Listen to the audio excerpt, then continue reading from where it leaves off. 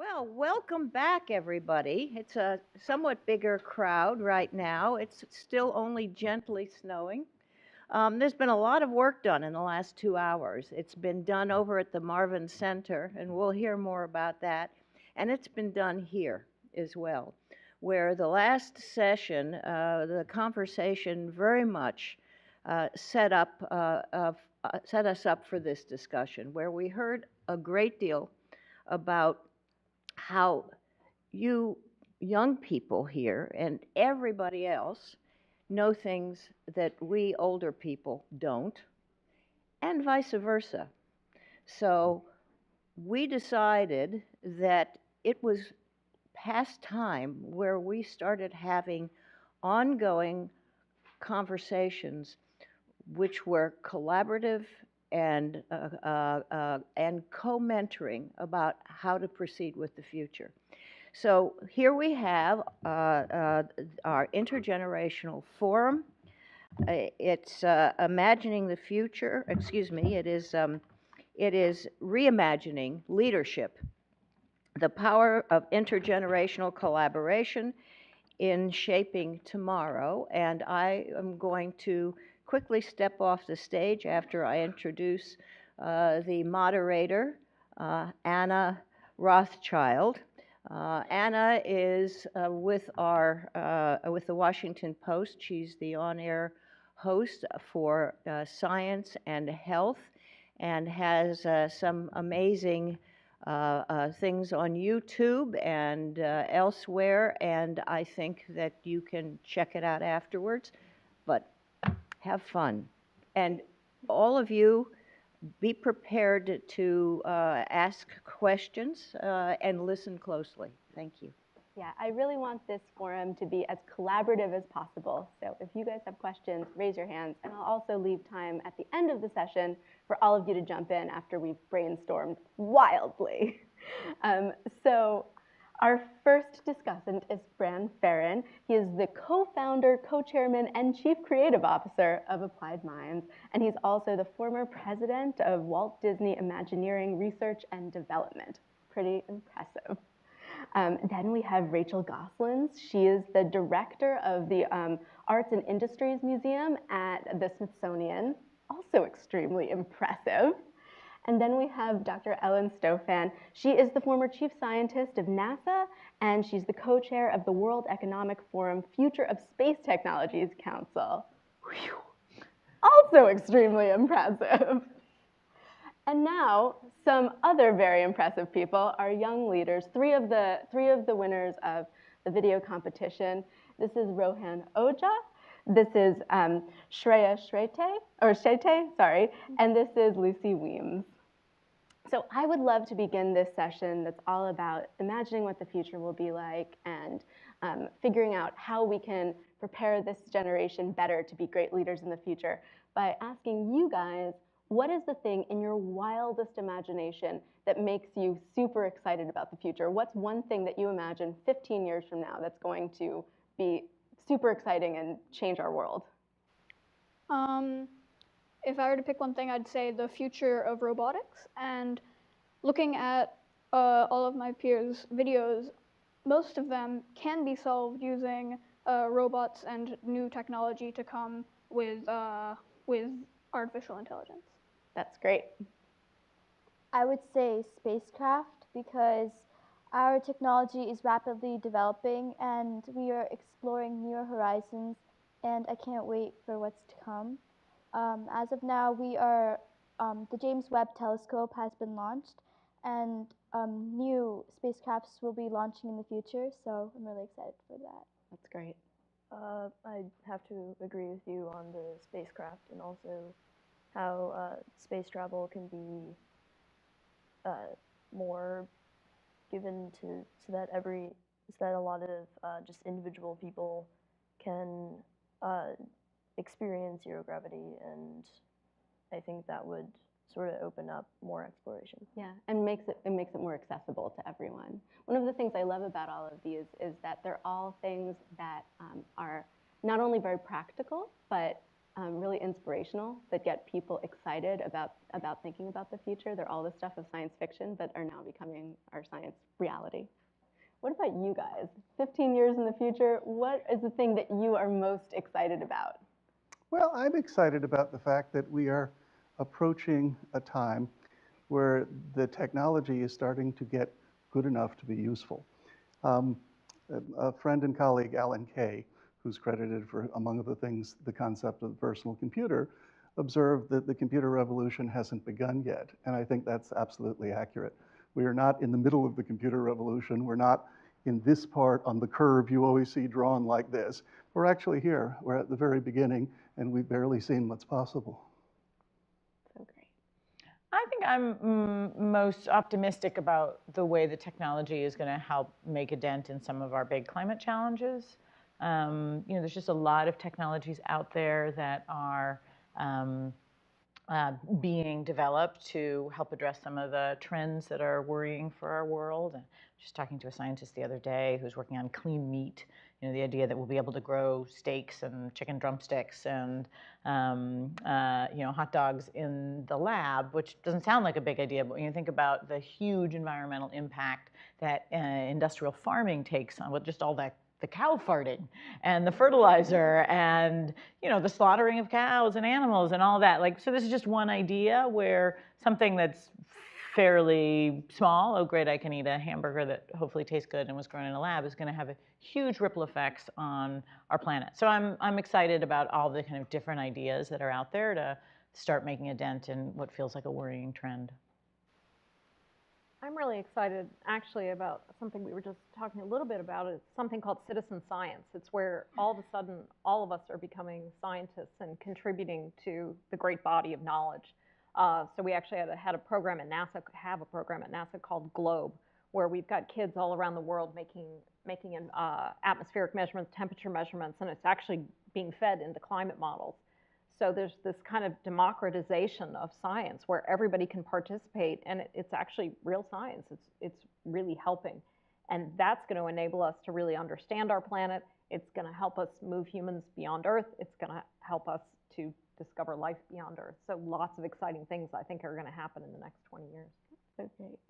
If there were one thing for both of you, or for both of you groups, that you wish that the generation ahead of you had done to set us up better for the future, what would that be? So talking to you guys, what's one thing that you wish that the people currently in charge would be doing to help get us to a more beautiful and exciting future? There are lots of people working on advancing technology, and it's going to get better every day. And one thing that we should start focusing on is the ethical problems that come with new technology. As robots are becoming more prominent in our daily lives, they're going to start to have the power to do more things and to change our lives. And I think we should have more, start thinking about rules and regulations we can put in place to govern the relationships between humans and robots. Just responding to that, what do you guys think? When in all of your talks with all of your colleagues, do you feel like we're really preparing ourselves well for a future where humans and robots are working together, and we're thinking about this situation and others in ethical ways? Do you think that that's something that we're really addressing right now? I think there's a step above that we have to look at. If I look at what we're handing you as a world, I'd wish we'd done a little better peace, stability, equality, leveling out the difference between the rich and the poor in a way that enables everyone to engage on a level where they can help build the next society. And I don't think we've done that as well as we can. When it comes to robotics, when it comes to AI and other technologies, on one level, the great advances we're making in technology are getting us closer to being able to do real and useful things. On the other level, it's not getting us close to many other things at all. So for example, the ability for us all to levitate 3 feet above this stage at the moment is not a lot better than it was 100 years ago. Right. And so we make great progress in one area and are patient in the others.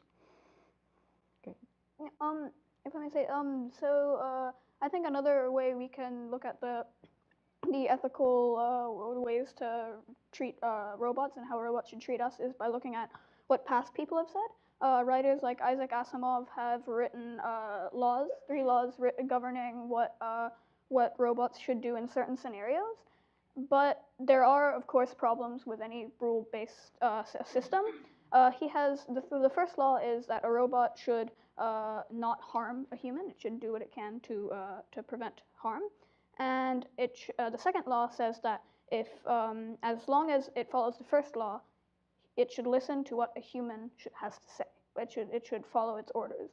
And one of the major points is that there are many scenarios where these two intersect with each other. We can have the free will of the human. Should the robot allow it to smoke? Should it allow it to eat junk food? Which may not have short-term effects, but should the robot be able to see that in the long term this is bad for you, and how should it limit the human? How close do you think we are to having a robot that's going to limit our ability to eat junk food? Well, I mean, we have, I guess not a robot, we have technology that prevents us from driving drunk, right? That's you know, and we have, there's a lot of safety issues. I think you bring up a really good point, Rohan, and I think we're at the early, I think you said this, you're smarter than I am, at the early part of these conversations. There's definitely folks in Silicon Valley having, kind of trying to ring the alarm bell that we need to start thinking about the dangers of AI and the dangers of creating intelligences that in some ways are smarter and more powerful than we are. But at the moment, that's like, oh, something pops up in the, it's a newspaper headline. I'm not sure how much concerted effort there is to try and proactively think about this issue. And it may be, I mean, we tend as a society to sometimes govern by crisis. It's not good news for you guys, but it may be that it takes something going wrong to galvanize, kind of more consensus around. And should we be concerned about our robots consuming junk bits? I mean, we can program them not to like robot Doritos. Doesn't work with humans. Maybe it will work better with them. I like the idea of really thinking about humans and robots working together, because when you think about things like with Watson looking at augmenting diagnoses of cancer or interpretation of radiographs or the different things they've been doing in medicine with Watson, it's how can we make humans smarter by using robots, and then you extend that back to Arthur C. Clarke, and we talked a little about this in the previous session. When we have humans at Mars, there's actually a 20-minute, up to a 20-minute, 25-minute one-way light time delay. So when they say, Houston, we have a problem, an hour later, 45 minutes later, they hear back, what? And so you need AI. You need Hal, but you need friendly Hal, not mean Hal. And so all of a sudden, this demand for AI and this demand for not just robots, but how can we get AI, how can we get robots and humans to work together to really be productive and move us all forward? And I try to look at how are the positive aspects of that. Yeah. Shreya, what about you? What's something that you wish the generation above you would do to make, or would have done to make our future better? One thing that I think should be required for all Americans and immigrants over 18 is a class to manage your taxes, because most of the stuff we learn in school is not as important as learning about like economics and how you should be able to manage like your job, your like income, etc., etc. But like I feel like that is a necessary skill for anyone who is going out into the real world, and that should definitely be something that we implement. I have said for a long time that my next video series should be about how to do adult things, just how to be an adult. Adulting? Adulting. Because no one who does know how to do it. I would so much rather be taught that in school and then have more time in my life to just do all of the fun things. I wish we had that too. Well, I have a question actually. I was just thinking about this. When I went to school, we had home ec. Mm-hmm. Which I'm sure is an outdated word, but I learned how to do things like boil an egg, make, bake basic foods, sew a button. Like there's a specific skill to technique to like sewing buttons on, all those kind of things. I still use those things today, and I still think about, oh, this is how you level a cup of flour. This is to wrap the thread around. Do you guys have those classes? Do you feel like you're getting like basic life skills? In my middle school, we didn't have like those kind of classes, but I know because I went to a magnet middle school, Parkland, and rather than focusing on home ec, we did lots of robotics and astronomy stuff. So I feel like that could be Pretty great. My home middle school, however, did have like something called arts rotation, where you spend like a little bit time on like sewing, baking, cooking, etc. Like art. That was your arts rotation? It was called arts rotation, and we had that at our home middle school. Except I didn't go there, and I think they're like removing those classes now to like have classes like Python, etc. Yeah. Because I also took shop, but it was right in the beginning of when the girls only used to take home ec, and the guys would only take shop. And my year was one of the first years where they decided to split it in half, and boys had to do half home ec, girls had to do half shop. And the shop teacher hated girls. I mean, it was one of those dreadful things where just endless harassment of like, you guys don't belong in here, you're incompetent, I don't know why I have to teach girls, you know. And at the time, you were just kind of like, yeah, this is how we get treated. Yeah. Oh, so terrible. Yeah, it was really bad. Yeah, well, one of these things about like these social economic classes and tax classes is that the students should have like the opportunity to test out of classes that are a waste of time for them. I mean, if one of the main points you said is that students are not learning things in their classes, and the main reason is because they are not having the opportunity to go on to more on the next level. I think that's a really interesting idea. One of the things that I think a lot about is, you know, you guys are going to be doing jobs that don't exist today, right? So how do we restructure your education to prepare you for jobs that we can't even fathom yet? You know, I mean, I even do a job that frankly didn't really exist 10 years ago, 15 years ago. I make videos for the internet. Like, that's a thing that now is super common and didn't happen 15 years ago. Yeah. So how do we make sure that we're preparing you correctly for the future? Well, listen to discussions like these, take all of the points that we said, and make classes about them. Yeah. I know in Canada they have like in schools they have specialized programs. So like if you want to like go into art, like you'd focus mainly on art classes during your time in school, or like science, you'd focus on science. So I feel like maybe that's something that the education system in the United States should probably implement. Mm-hmm. So how important do you feel like it is to have both, to really be mixing those two? You would still have both, except you would have more in one field, but you'd still be well-rounded. Yeah. Lucy, what do you think?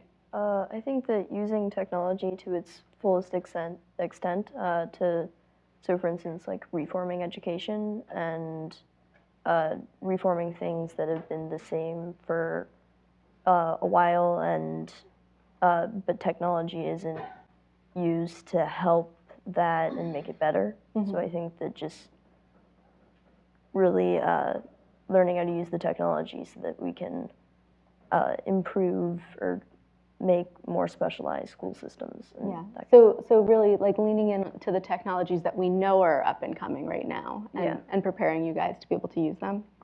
Yeah. You know, it's interesting because every single generation faces this issue, right? Where you're preparing people for jobs that you can't imagine. But I do think right now we're at this moment where we're creating more information than has ever been created before. And it's happening at this faster rate than at any other point in history. So there is this kind of fear, I think, that we're not really going to be able to, as adults, catch up with what's going to happen 15 years in the future in order to prepare our kids appropriately. So what do you guys think? What are just basic life skills, I guess, that we can give students today that will help them to be able to solve any problem that comes their way? How to differentiate between real information and fake information. Good one. How do you do that, though? How do you do that? Well, I mean, I think you first of all start teaching kids, how do you use the internet? What is a source of information? What is a reliable source of information? And look, it's hard. I was writing a book a couple years ago, and I was trying to find out the height of the highest volcano on Mars, which is the largest volcano in the solar system.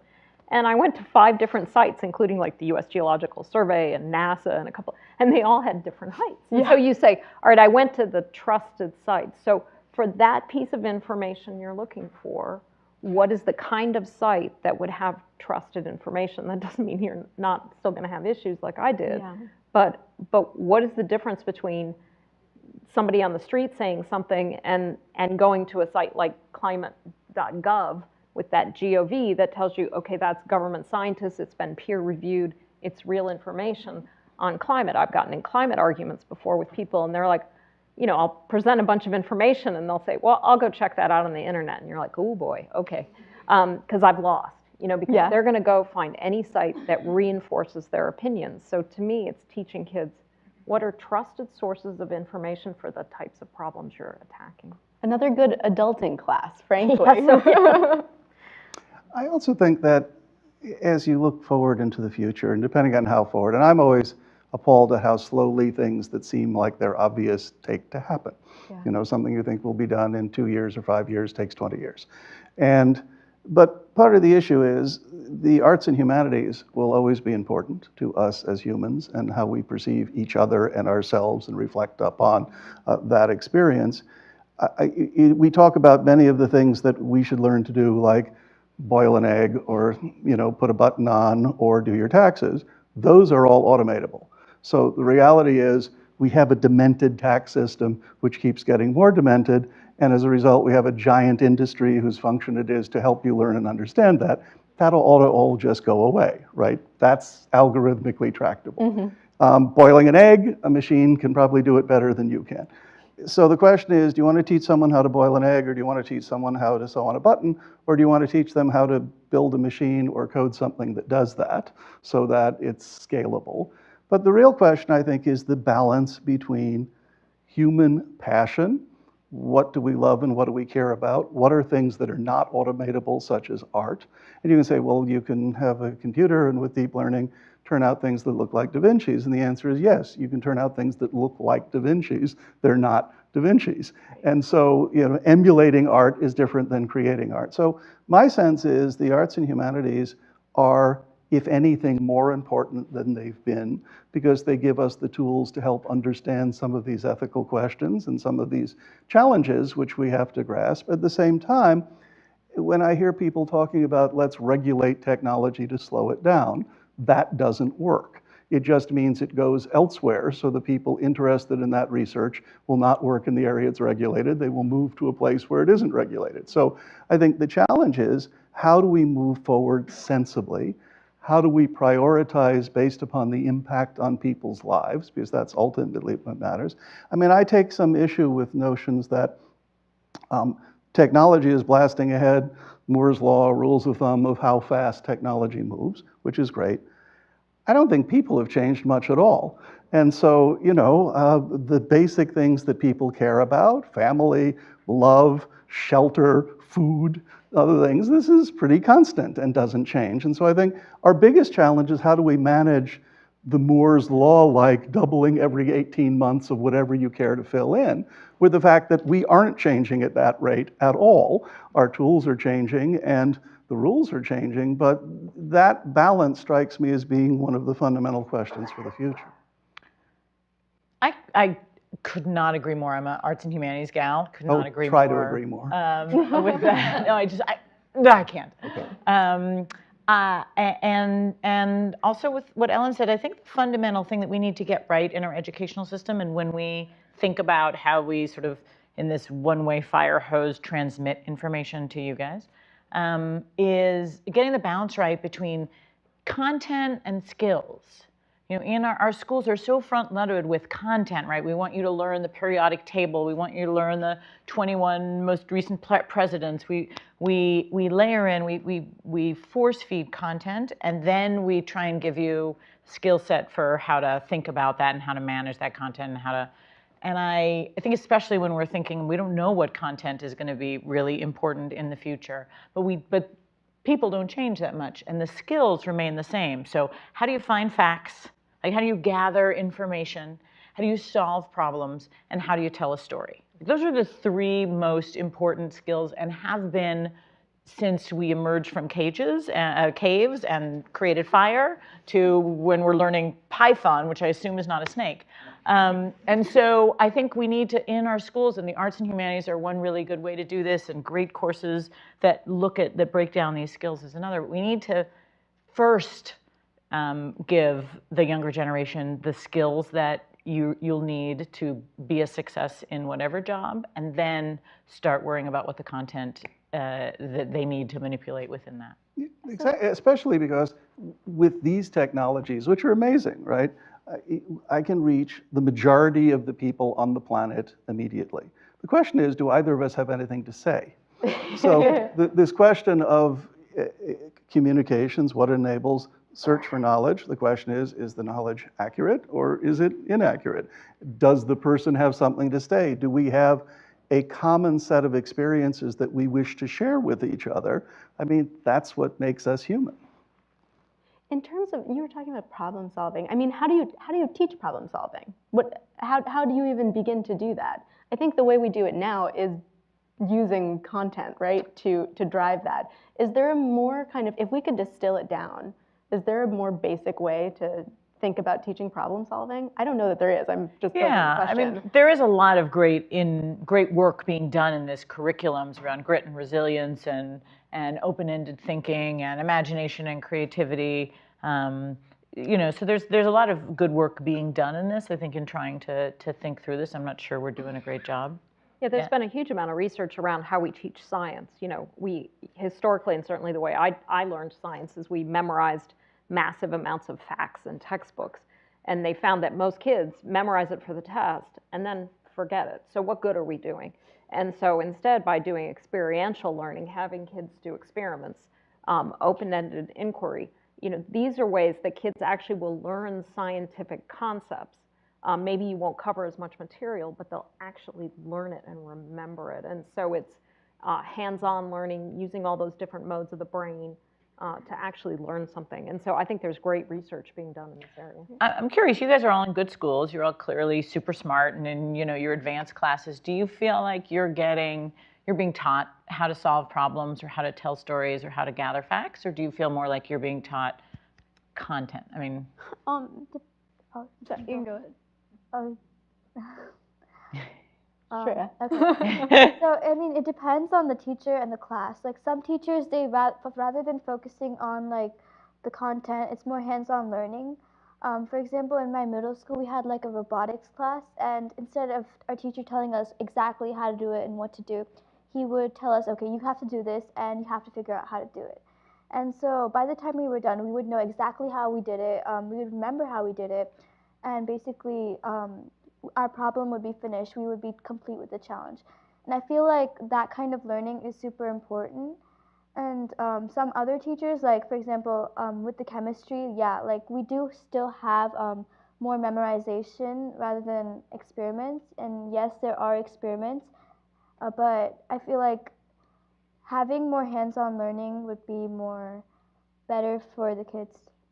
Yeah. Yeah. What do you think? I mean, no system is perfect, and with such a huge student body, there are some classes which are less useful than others, and I think in just my example, I have most of my classes have just memorizing different things using good ways to memorize it, and useful ways to memorize certain things. So it's still memorization, which in a way is learning, except it's taught in a more hands-on way. Great.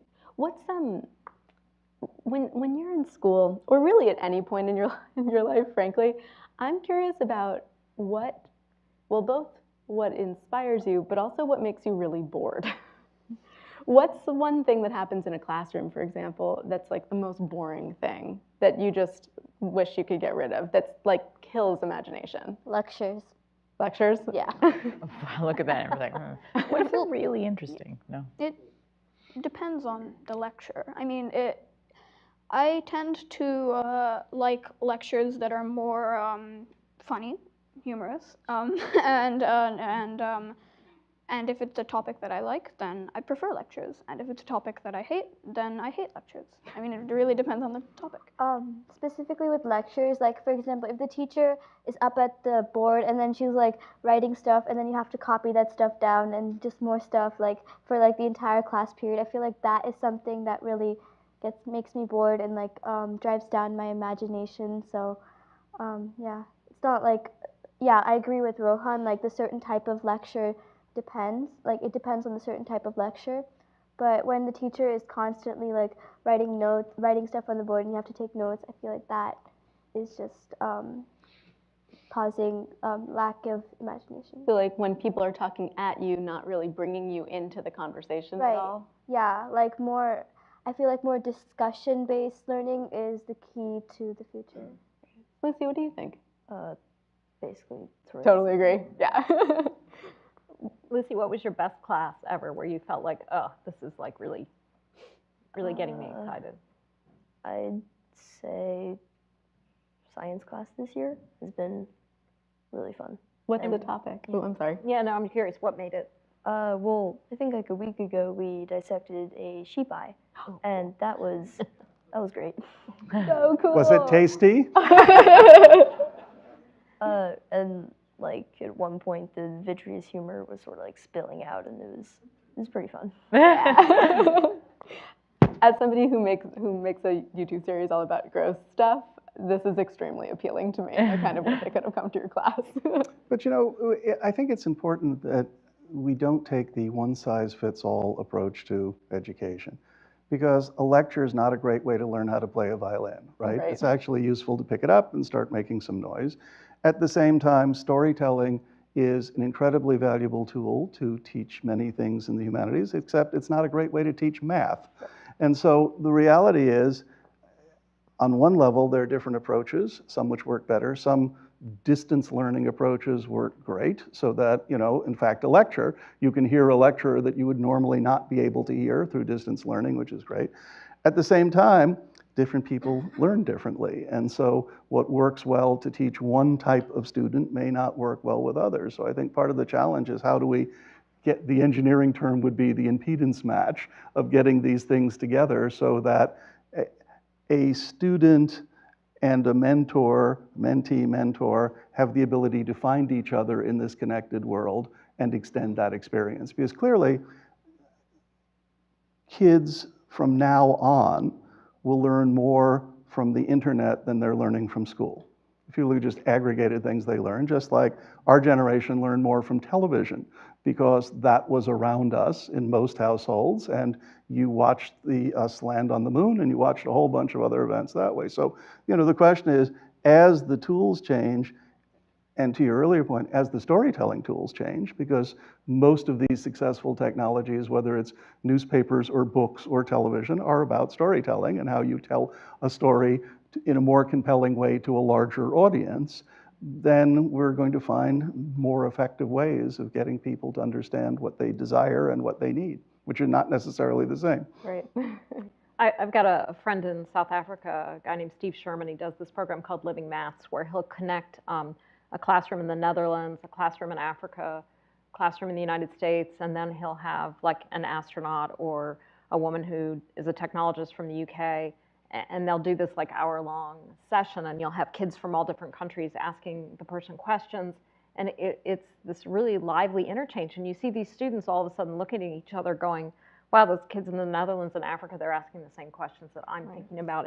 And to me, the power of technology to bring kids around the world and have them learn in new ways and connect in new ways, I think has just terrific potential. That's really And ask the kids in Australia, how can they be hanging there upside down? Really amazing. blood rushes to their head. So kids around the world clearly have big imaginations and are asking the same questions, but I'm curious about why there's this idea that adults tend to lose their sense of imagination a little bit and their sense of creativity as they get older. And I would actually like to ask you guys, how do you think why do you think maybe that happens? Do you think it does happen? Yes. Well, thanks a lot, Trey. People on the panel excluded.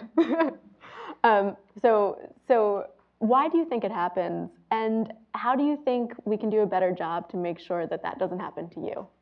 I feel like that happens because as people grow up, they're introduced to like making a living for themselves. So they have to be more practical. They have to think, okay, how am I going to pay my taxes? How am I going to do this? How am I going to manage my job, my home life, et cetera, et cetera. And that may cause them to lose some of the creativity they have.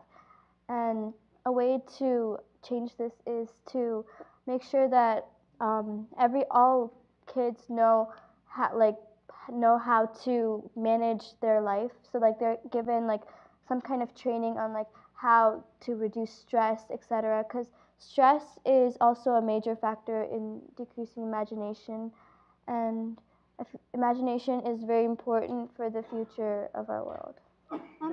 I think the imagination thing is less about age and more about maturity. So I mean, like having a certain level of maturity is excellent. But if you are too self-conscious and such, your mind will just want to do what's normal, and that's not imagination. Having like you see adults that are less mature, what we think of as mature, think of clever ideas. Do you think that comes from fear?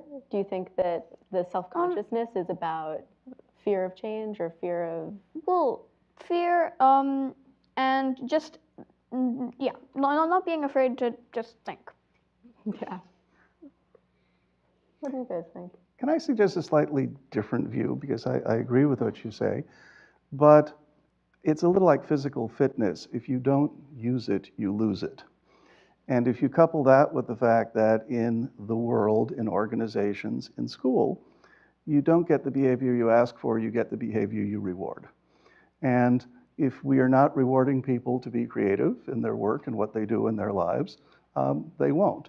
Often we say, for example, I'd like you to be extremely creative, but don't go too far. Make sure it's something we understand and that. And you say, well, I want you to think out of the box. Well, in a lot of organizations, what they're saying is, I want you to design a new box, right? So I want you to climb out of this box into another box and go do that. So I think part of the issue becomes, what environment are we surrounded by? Is it one that encourages creativity? Is it one that demands creativity? I mean, there are businesses that you can be in that if you're not consistently creative, you're out and you're going to be doing. So I think that the challenge is, one, how does one have one's own standards? What do you work to? Not that everyone else is expecting of you, but of yourself. And at the same time, realizing that creativity is a skill. It can be developed, it can be enhanced. But if you don't use it, you will lose some of that ability, if not all of it.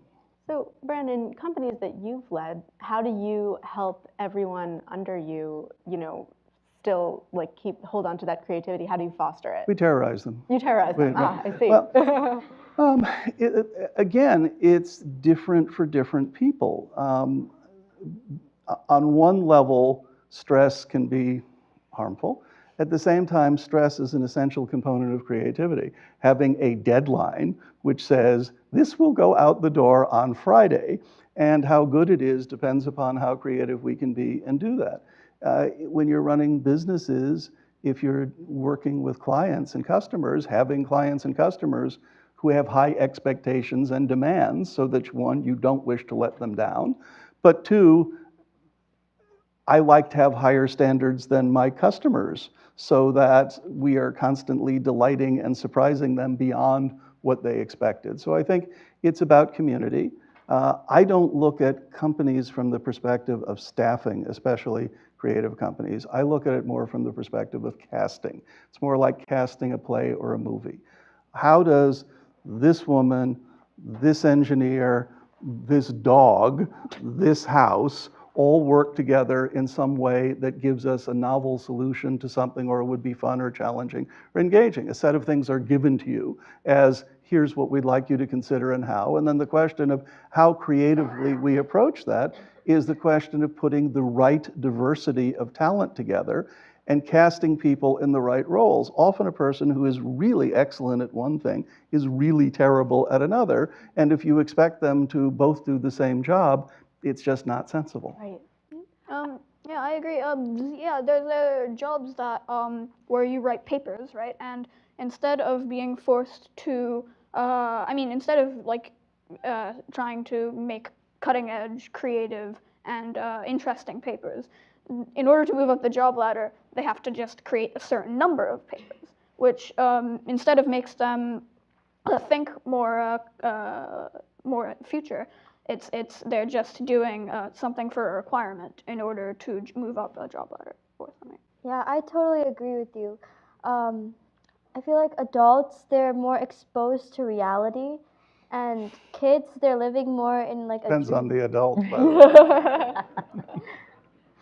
way. Kids, they're living more like in a dream world, so they haven't been exposed to what's going to come next. They don't know how like difficult it is for adults to handle everything, and maybe that sense of like practicality that adults have causes them to have less time for imagination. So like you said, with like delivering a certain amount of something, like adults, they have to be practical. Okay, so I have to produce five papers for this project, and that just causes the creativity to die down a bit. Mm-hmm. And wouldn't you like it if perhaps the class asked for a paper, but instead you could do a dance, meaning that you could actually redefine and help ask a different question? Huh? I'm sorry. Would you like if instead of having to write a paper for a class, you could do an interpretive dance instead? Definitely. Well, it depends on the person. Right. Well, exactly. I'm more of a dance exactly. person, Yeah. so yeah. Lucy, would you like to do an interpretive dance? I think I'd read the paper. Yeah. It's interesting because I was having a conversation with someone this week, as I do, about getting humans to Mars. And the person said to me, I really think it's going to take until the late 2030s because there's these technologies and we're going to have to be working on them and it's going to take all this time. And I said, that's really interesting because if people had had that attitude when President Kennedy told them they had a decade to get humans to the moon, we still wouldn't be at the moon. And to some extent, that's where the deadline and the stress comes in. You set, as Arthur C. Clarke would say, you go beyond the possible to the impossible. You set this imaginative goal, and then people have to be creative. They have to be innovative because now they have this creative, stressful deadline to work to. We can get humans to Mars within a decade if we put our mind to it. It's only us that's stopping us from doing it. Yeah. One of the things that we had talked about on the phone the other day was the idea that both you need to have some sort of impetus to want to reach for something greater, but at the same time that can be very scary. And I wonder about adults have this. Adults read the newspaper every day. We see all these like terrible things that are happening in the world. It's a scary place. And there are a lot of awful things that are happening. So how do you, as adults who are extremely imaginative and innovative, how do you not let that get you down? How do you still stay optimistic about the future? And is that an important part of maintaining that imaginative, creative sense? I definitely think so. But to me, I turn to these guys because to me, I need to feed off their optimism, their enthusiasm, because I think when you realize that this is the planet they're going to inherit, of course we have to clean it up. When you think that this is the generation who's going to discover life, beyond Earth, walk on Mars, be able to eventually image a planet around another star, of course we have to fix things and we have to move it forward because their generation is going to accomplish so much that it's going to make our generation look like a bunch of slackers. So, to me, that's where I get my enthusiasm is from saying, man, we have a lot of work to do to make the world right for these guys. Rachel, what about you? Well, so it's funny you mentioned this. I just did an event at the Arts and Industries building a week ago called The Long Conversation, which was 8 hours of asking interesting people in the arts and sciences to come and be in conversation with each other in this kind of speed dating format, each answering the question of what's the one idea that makes you optimistic about the future. And I did it because, in part because I really needed to feel optimistic. You know, it's really hard reading the news every day, not to get really worried. And not only are the problems a problem, but the sort of feeling of paralysis and hopelessness that comes with that is a real problem. We may not be able to solve these problems, but we're definitely not going to be able to solve them if we're just like in a fetal position under our desk with a bottle of bourbon. Not you guys. And so how do you create sort of this optimism? And one answer is what I tried to do in this event, which is like just surround myself with people who had really great ideas. Brand's another one, who just, you know, who think about the future in a really exciting, dynamic way, who talk about how our world is going to be different if we can walk on Mars. So surrounding yourself with people that have really great ideas. And the other thing, I was in one of these conversations and I was talking to this really smart guy named Dan Schrag, who runs the Harvard Center for the Environment. And I wanted him to come bring some great idea that was going to solve our environmental problems. And he refused to do that because he said there's no one idea that's going to help.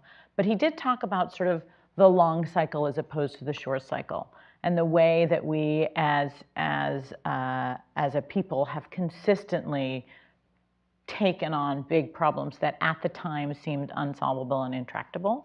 You know, a lot like what you were saying about the space race, and solve them. And then, you know, you think about all the scary headlines about all the, you know, division and inequality and hatefulness that are happening in parts of our society. But you also look at the long arc and you think there's never been a better time in history to be a woman, to be a minority, to be gender fluid. You know, even though you can really focus on the scary examples, but if you look at the larger picture, you know, such a cliche, right? Arc of history is long and bending towards justice, but zooming back and looking at the larger picture, I think is really helpful in making us realize that we actually live in the most amazing time to be alive, with the highest quality of life, with the longest life expectancy, with the greatest equality, and with the greatest number of tools to solve these huge problems that face us. I would suggest that you have to think about it simply as follows. Optimism is essential, and negativity is like a cancer, right? And if you spend your time thinking about how miserable things are, rather than being optimistic about how you can make things better, things don't get better. Negativity feeds on itself. It causes people to not engage because it's hopeless, there's no solution. Being optimistic and positive says it doesn't matter how challenging this is, we can come up with a solution for it or a workaround. And whether that solution is evolutionary, where literally from a Darwinian evolutionary perspective, a system, an ecosystem adapts, or whether it's from the perspective of, gee, we have now knowledge and understanding, which means we have to agree to modify our behaviors. It's all the same, but the foundation of it is optimism. It's looking for the fact is you can do whatever you want. There's a reasonably good chance the sun is going to set this evening, it's going to come up the following morning. And you can't do a lot to change that. You could ignore it, you can stay home and, not go outside, but the fact is the world goes on.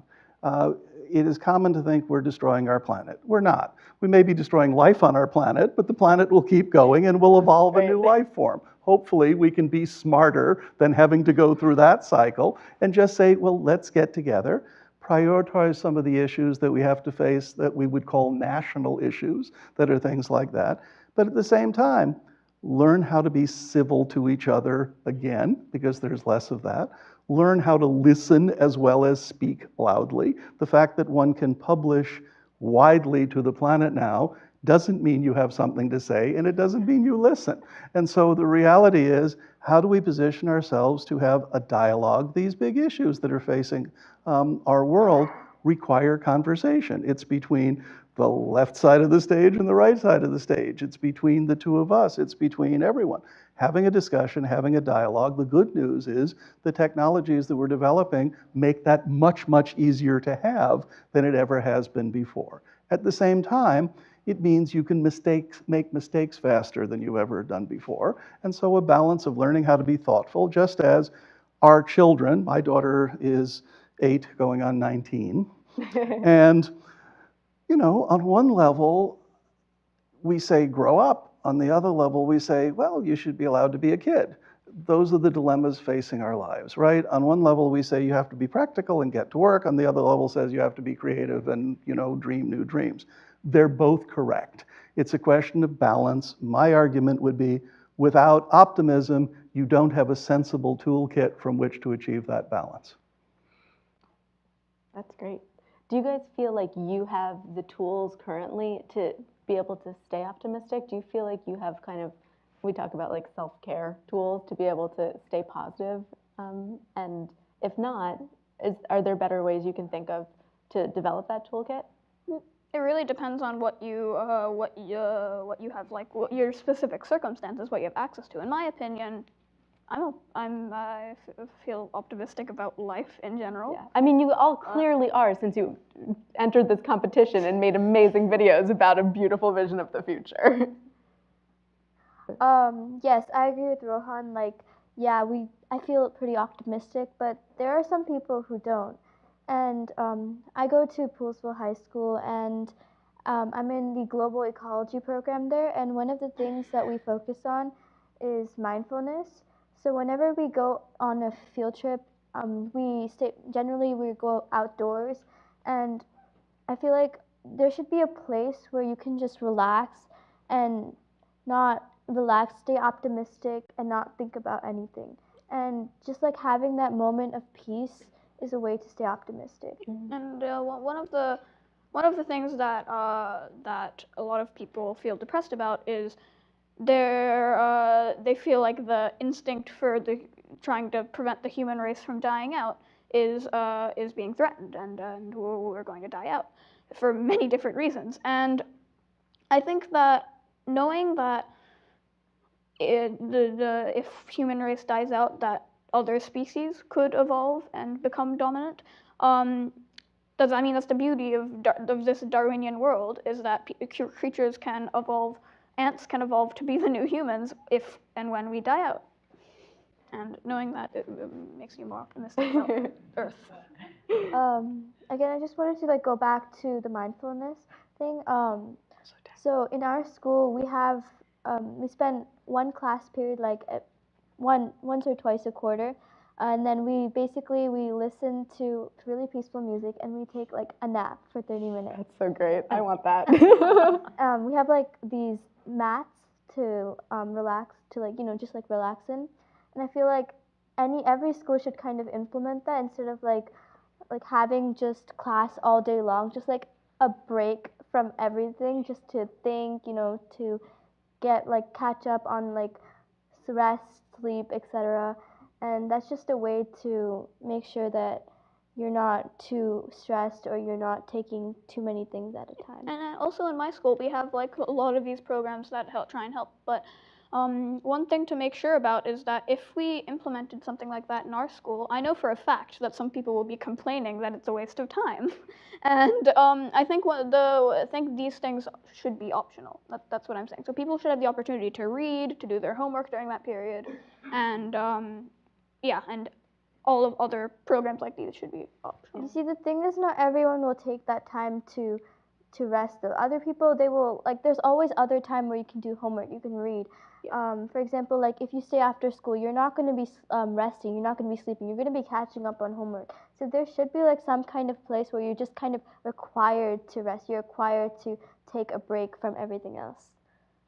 Lucy, what do you think? Do you think that something like this would work? And if not, what's something that makes you sort of feel calm and sparks your creativity later? Well, I think that it would, if there was a class like that, it should be optional. If only because if you have a massive test in the couple days, and taking a break might be good, but it also might be good to have, 40 minutes to study. So, yeah. Yeah, because people have time at home to do their homework and things like that. People also have time at home to relax. This happens during class time, so it's not taking away time from your homework. It's taking away time from your teachers are giving you the option to do that. Your teachers are taking away time from teaching you, but also not just because it's not a waste of time though, because it's like you're actually getting some rest. You're being able to relax, and yeah. Guys, I think we're running out of time, and I'd love to at least take a question, if not a couple questions from the audience. Yes? Wait, let's have the microphone, please. And could you stand up? Yeah, so my name is Noah. I was a little confused. So when you said you guys just took a nap for 30 minutes, what classes, well, first of all, that'd be awesome, but what classes do you guys usually do that in? And why do you think it should be optional? I don't think it should be optional. I think it was them two who said, yeah, it should be optional. I think the class that we usually did it in was biology, but again, it could be done in any other class. Maybe you could do it in biology 1 month, math the next month. That way it doesn't take too much time away from one class, I said it should be optional because, I mean, everybody in the world is different and unique, and everybody has different things that they like and they don't like. So if something like this is mandatory, then lots of people would it would be a waste of time for them, and some people it would be vital. I think we have time for one more question. Okay, and here it is. I'm going to summarize what the young people did across the street. You've touched on so many of the things that they brought up, but a couple of them were that they felt very strongly about was that we need to address the part of the society that will not be part of this discussion, the people who will not be connected to the technology and the people who will be left out, that while we're doing all these things that we need to address them. They talked about addressing depression and addressing the resultant correlation with young people committing suicide. And they talked about paying a lot of attention to public transportation so that we can get from point A to point B and build these networks that are going to be so important to the future. That's great. I think we've run out of time now. Thank you all so much for being here. Thank you, and thank you for this great discussion. Really appreciate it.